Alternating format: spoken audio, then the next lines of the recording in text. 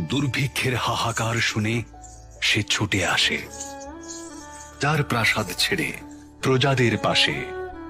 সে বাংলা মাটির কন্যা, এই প্রকৃতির খবরাখবর সবকিছুই তার জানা। বৃষ্টি হবে গো, বৃষ্টি হবে, বৃষ্টি হবে গো, বৃষ্টি হবে।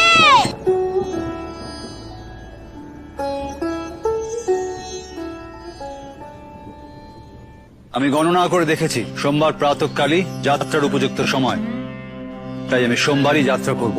সোমবার তো নয়, মঙ্গলে উষা বুধে পা, যথা ইচ্ছা তথা যা, তথা যা।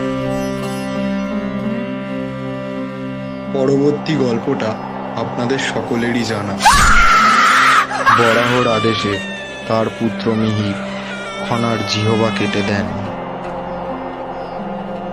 রচিত হয় লীলাবতীর জীবনের